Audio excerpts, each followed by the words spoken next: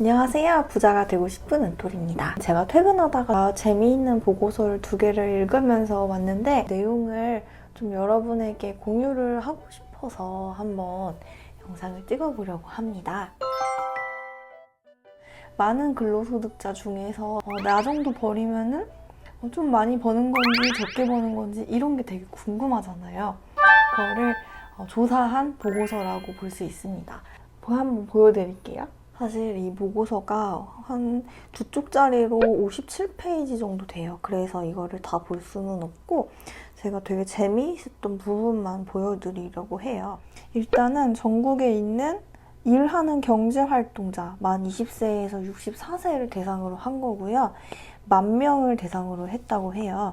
취업자를 대상으로 했기 때문에 무직자와 실업자를 다 포함한 전체 가구를 대상으로 한 게 아니라 진짜 일하는 사람만 대상으로 한 거예요. 그래서 약간의 오차는 있을 수 있다라고 명시하고 있고요.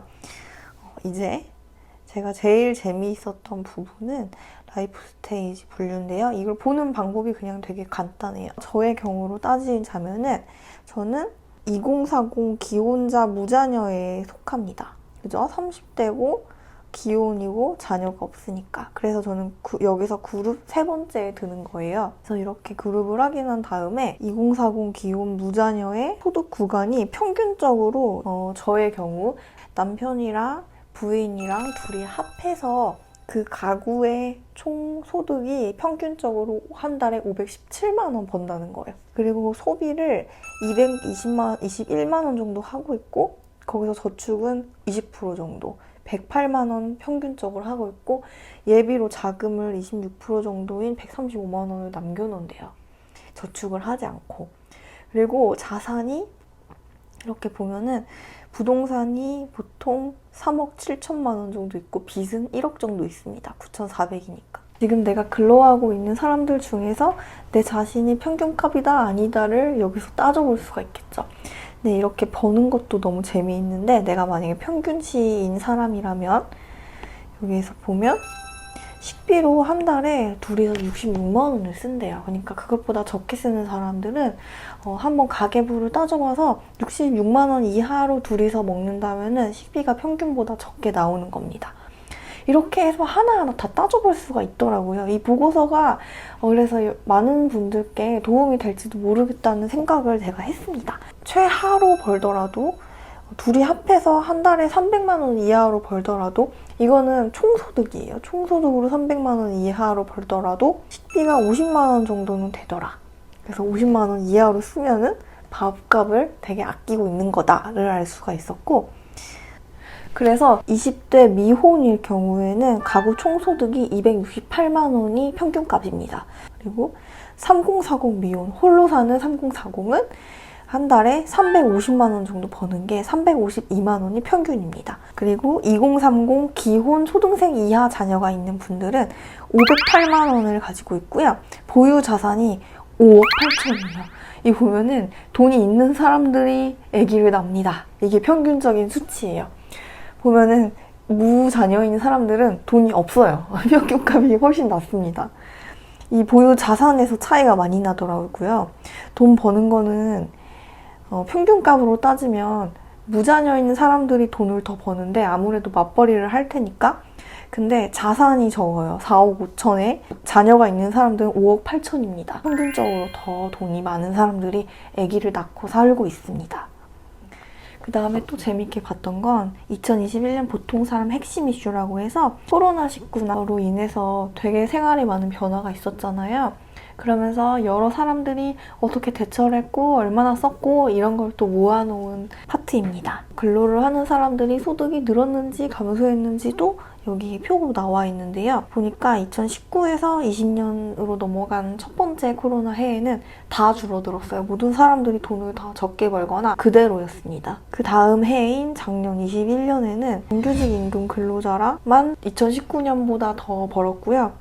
나머지 자영업자, 뭐 비정규직 임금 근로자는 오히려 19년만큼 벌지 못하는 모습을 볼 수 있었습니다. 그러니까 결국에는 정규직 근로 노동자만 회사에 잘리지 않고 남아 있었다면은 돈을 이렇게 임금 상승분만큼 조금씩 늘어서 정상적으로 받았다는 거고, 나머지 분들은 다 코로나로 인해서 힘들었다.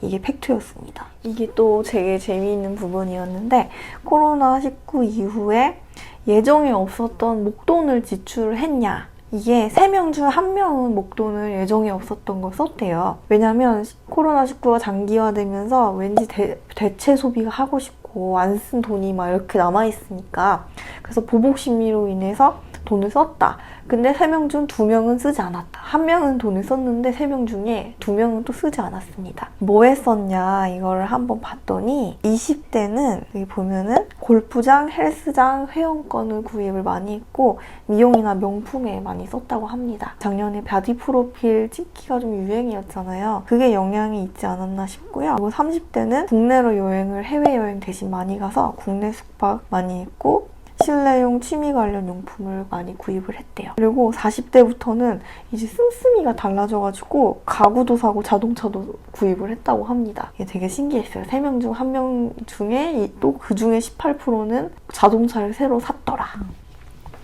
다음에 결혼 준비 행태도 변화를 했다고 합니다.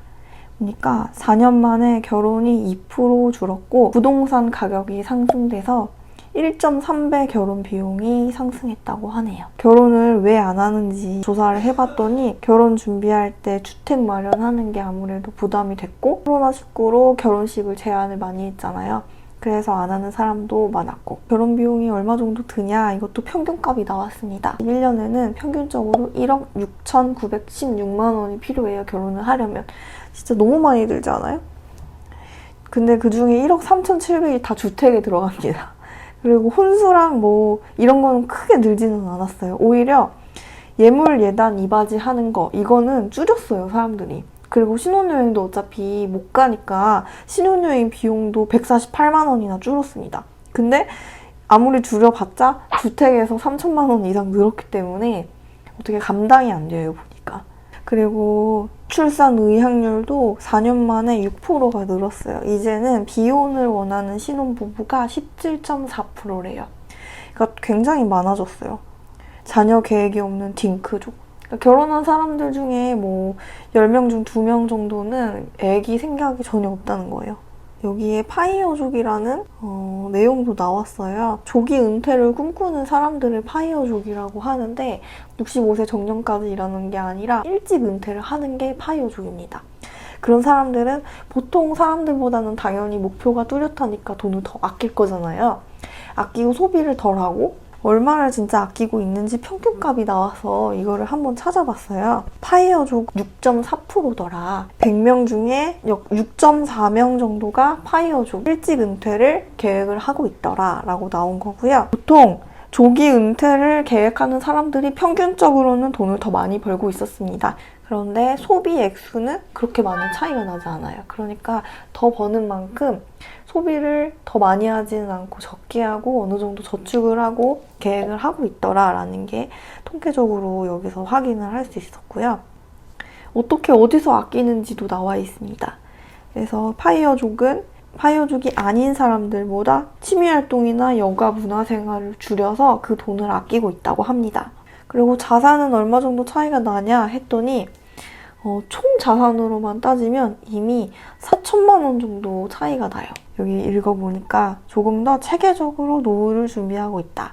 그리고 빠른 은퇴를 위해서 단기간에 자산을 불리고자 고위험, 고수익 금융상품 중심으로 공격적인 투자 포트폴리오를 운영한다.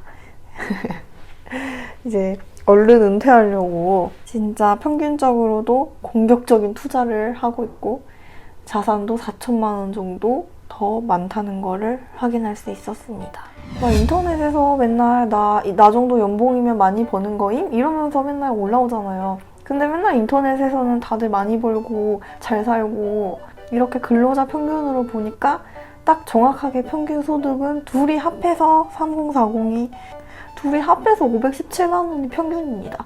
그러니까 결국에는 양쪽에서 250만 원씩 벌거나 아니면 홀로 500 벌거나 이게 3040 평균이라는 거예요. 인터넷에서 보면은 우리 신랑이랑 나랑 둘이서 막 합해서 월 1000만 원씩 법니다. 이런 사람들만 맨날 올라오잖아요. 실제로 2040 기혼 무자녀인 경우 둘이 합해서 517만 원 버는 게 평균이고 자산은 부동산 3억 7천에 빚은 1억 정도 껴있는 게 평균이더라입니다. 그러니까 진짜 내가 얼마 정도 버는 게 궁금하신 분들은 이 보고서 한번 다운받아서 보시면은 굉장히 많은 도움이 될 것 같습니다. 이제 또 다른 보고서로 부자 보고서가 있습니다. 이거는 시간 관계상 다음에 한번 살펴보도록 하겠습니다. 이 자료는 구글에 들어가셔서 보통 사람 금융생활 보고서 2022 PDF 이렇게 검색하면 나옵니다. 그동안 제가 컨디션 조절 실패로 동영상을 찍을 수가 없었는데요. 이제 좀 기운을 차렸으니 좀 더 자주 유익한 영상 찍어서 돌아오도록 하겠습니다. 가시기 전에 구독과 좋아요 부탁드리겠습니다.